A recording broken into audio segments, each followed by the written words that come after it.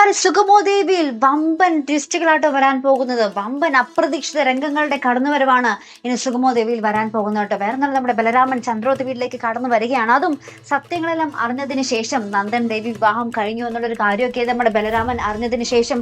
പക്ഷെ പ്രഭാവതിക്കും സിദ്ധാർത്ഥനും ഇത് ബലരാമൻ അറിഞ്ഞ കാര്യം ഒട്ടും അറിയത്തില്ല താനും. അപ്പൊ നമ്മുടെ ബലരാമൻ വന്നിട്ട് ഇങ്ങനെ പറയുന്നുണ്ട്, നമ്മുടെ പ്രഭാവതിയോട് ചോദിക്കുന്നുണ്ട്, പ്രഭ ഇപ്പോഴും കരുതിയിരിക്കുന്നത് ദേവിയാണ് മീരയെ കൊന്നതെന്നാണല്ലേ, ആ കുട്ടിയെ പറ്റി വല്ല വിവരവും ഉണ്ടോ എന്നൊക്കെ ഇങ്ങനെ ചോദിക്കുന്നുണ്ട്.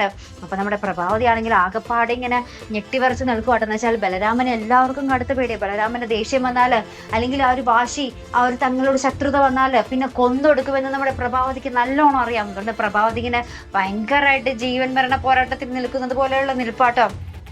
അതിനുശേഷം നമ്മുടെ ബലരാമൻ ഇങ്ങനെ പറയുന്നുണ്ട്, എനിക്ക് എൻ്റെ മോളുടെ എന്താ പറയുക കൊന്നതിന് പിന്നിൽ ആരാണെന്ന് അറിഞ്ഞാൽ കൊള്ളാവുന്നുണ്ട്, അയാളെ ഞാൻ വെച്ചേക്കില്ല എന്നൊക്കെ നമ്മുടെ പ്രഭാവത്തോടും സിദ്ധാർത്ഥനോടും പറയുന്നുണ്ട്. അപ്പൊ നമ്മുടെ രജനിയും പ്രഭയും നമ്മുടെ സിദ്ധാർത്ഥനും ഒക്കെ ഇങ്ങനെ പേടിച്ച് വിറങ്ങലിച്ച് നിൽക്കുക കേട്ടോ.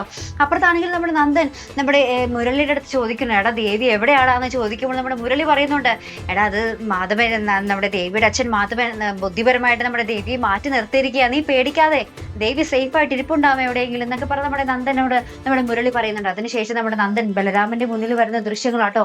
അപ്പൊ നന്ദൻ വരുന്ന പാടെ നമ്മുടെ ബലരാമൻ ഇങ്ങനെ കലിപ്പിൽ ഇങ്ങനെ നന്ദനെ നോക്കുന്ന ഒരു രംഗമാട്ടെ നമുക്ക് പ്രൊമോയ്ക്ക് ഒടുവിൽ കാണുവാൻ സാധിക്കുന്നത്. ഇനി എന്തായിരിക്കും അവിടെ നടക്കാൻ പോകുന്നത് അല്ലെ? പ്രകാശ് പറഞ്ഞ നമ്മുടെ സത്യങ്ങളെല്ലാം നമ്മുടെ ബലരാമൻ അറിഞ്ഞു കഴിഞ്ഞു. ഇനി എങ്ങനെയായിരിക്കും നമ്മുടെ ബലരാമൻ ഇതിനെതിരെ പ്രതികരിക്കാൻ പോകും? നമ്മുടെ പ്രഭയ്ക്കിട്ടും കിട്ടും, നകളെ മനഃപൂർവ്വം പൊട്ടം കളിപ്പിച്ചതിന് പ്രഭാവതിക്കും നല്ല അടിപൊളി ഡോസ് കിട്ടും, സിദ്ധാർത്ഥനും കിട്ടും, എല്ലാവർക്കും കിട്ടും അല്ലേ?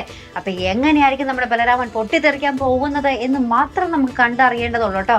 അപ്പൊ എന്തായാലും കാത്തിരിക്കാം. അപ്പൊ ഇതുപോലെ പ്രൊമോ റിവ്യൂസിനും എപ്പിസോഡ് റിവ്യൂസിനും ഒക്കെ നിങ്ങൾ മറക്കാതെ ചാനൽ സബ്സ്ക്രൈബ് ചെയ്യുക. അടുത്തൊരു വീഡിയോയുമായി വരുന്നത് വരയ്ക്കും ഗുഡ് ബൈ.